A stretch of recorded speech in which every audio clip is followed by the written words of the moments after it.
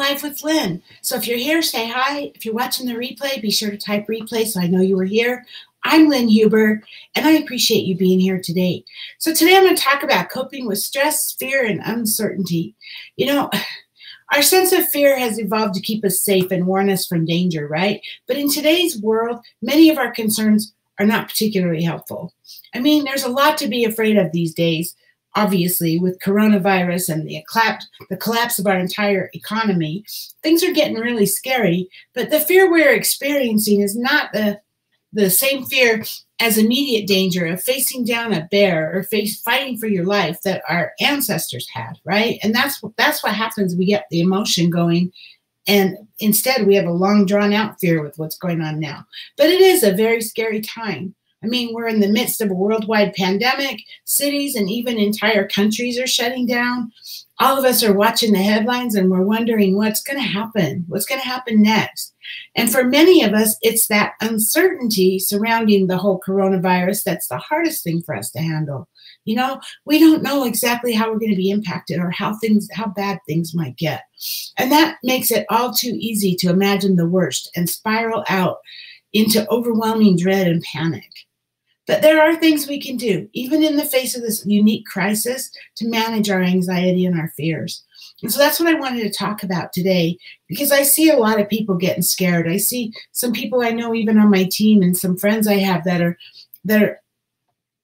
I don't want to say blowing it out of proportion, because obviously it's very scary, but they're causing a panic within themselves that's not helping them. So that's why I wanted to talk about this today. So the first one is stay informed.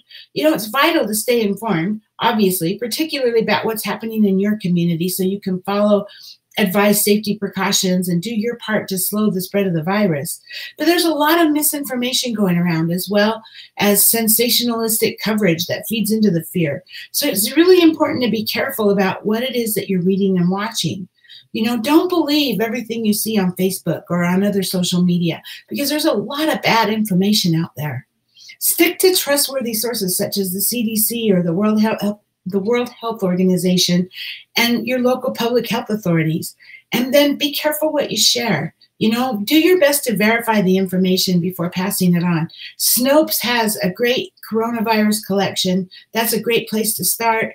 But I mentioned this yesterday in my video. There's like a video going around about that you can spray water and blow dryer and it's supposed to cure it. It doesn't. So, you know, just do our part to avoid spreading those rumors and creating unnecessary panic, right?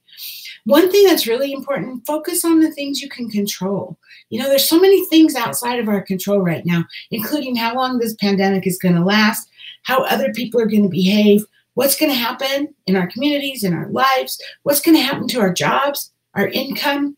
I mean, those are all tough things to accept, right? I mean, so many of us respond by endlessly searching the internet for answers and thinking over all the different scenarios that might happen. But as long as we're focusing on questions with answers that don't have answers, unknowable answers, and circumstances outside of our personal control, this strategy is going to get us nowhere, other than it's going to make us feel drained, anxious, and overwhelmed. And so when you feel yourself getting caught up in the fear of what might happen, try to shift your focus to things you can control, right? So, for instance, you can control how severe that corona outbreak, you can't control how severe the outbreak is going to be in your city or your town, but you can take steps to reduce your own personal risk, right? And the risk that you'll unknowingly spread it to others. We've heard all of this. Wash your hands, don't touch your face, stay home as much as you can, avoid crowds of 10 or more people, 6 feet distance. You've heard all of this, right? So do those things. You have control over those things. So you can, that's what you can focus on. The other thing, do your best to stop the what ifs from spiraling.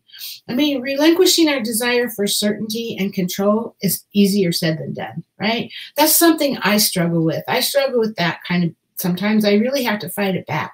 I mean, just the other day it entered my head, what if all this happens and we have these horrible hospital situations with the tents and everybody's in the hospital and they don't let me see where Richard is and I don't know if he's okay. I mean, we all do that, right? And so I have to hold that back. I have to stop that. I have to go, stop. We're not doing that now, right? Because seriously, there's nothing we can do. Whatever is going to happen is going to happen. And we're going to deal with it when it happens. Trust me, we will deal with it. We're good at dealing with it. So we'll get through this, right? But worrying about it, it's not going to stop it from happening. When you start to feel yourself spin out to negativity or panic, ground yourself in the present moment. That can stop that negative spiral. And it can allow your rational brain to come back.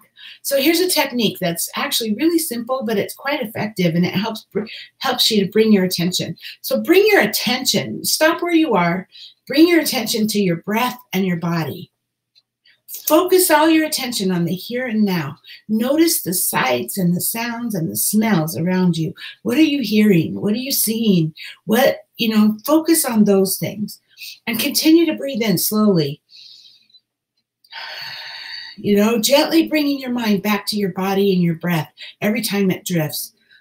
Breathe in slowly, breathe out, focus on what you're hearing, what you're smelling, all that until you'll start to calm down. You'll start to feel calm.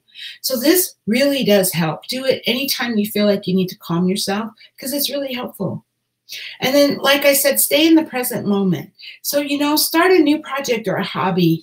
Make sure you get some exercise every day. What can I do today? Not worried about tomorrow, not worried about, well, what's going to happen when I don't go back to work, or what's going to happen when I do go back to work. Don't worry about that. Worry about today. Start a project. Give yourself something to do, a hobby, whatever. Get some exercise. We need exercise. If you have a home business, continue to do those income-producing activities by getting brochures out or digital brochures to people, because obviously we can't go out and about. So the digital brochures are going to be lifesavers right now if you're in Avon. And then follow up with people. Even if your business doesn't grow through this crisis, it's what you do now that's going to determine where you're going to go, where you're going to be when the crisis is over. Because the crisis is going to be over, and you want to come out of this the best you can.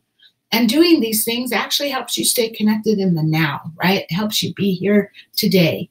So it's all good. There's nothing, I can't even think of a downside about it.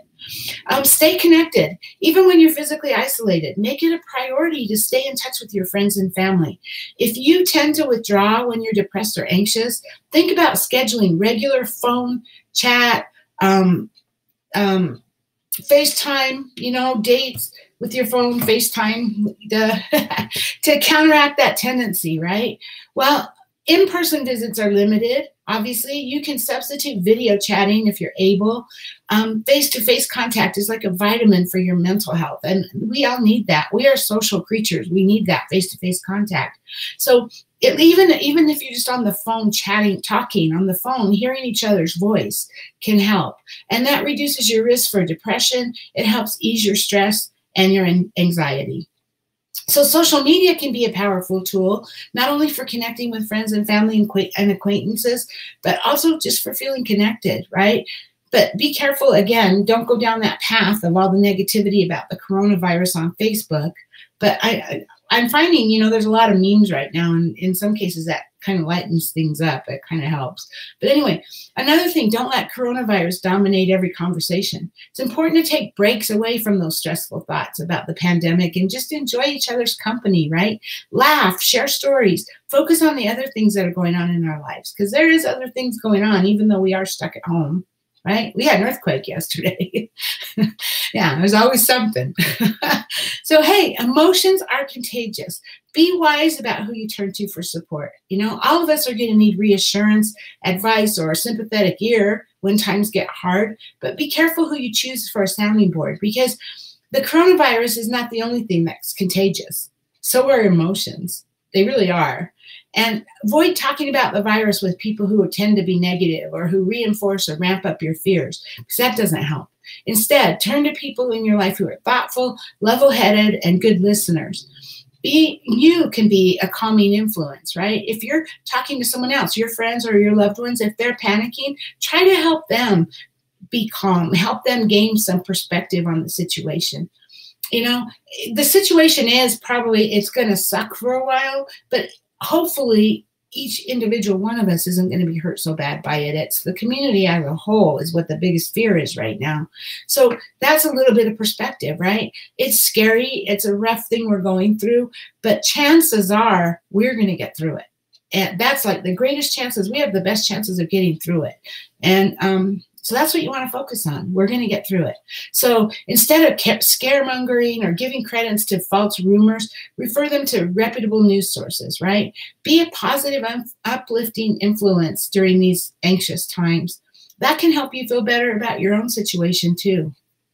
So fears are only as powerful as we allow them to be, and we don't want them to become a pandemic. I know times are scary now. We don't know what might happen. But if we work to cope with our fears and stay in the present, we will all get through this. We will. And yes, terrible things might happen, but we can still move forward with love and hope. And you never know. Throughout this process, we might find new and even better ways to do things. I mean, as a country and as individuals, we're innovative like that. We really are. That's what makes America so great. We're innovative that way. So, hey, now I'd love to hear from you. What are you doing to cope with the uncertainty of all of this? What kinds of things help you to stay in the now and stay present in today? Please share with us below. I'd love to hear your thoughts. Anyway, thanks for being here with me today. I hope you have a great day, and I'll talk to you tomorrow. Bye-bye.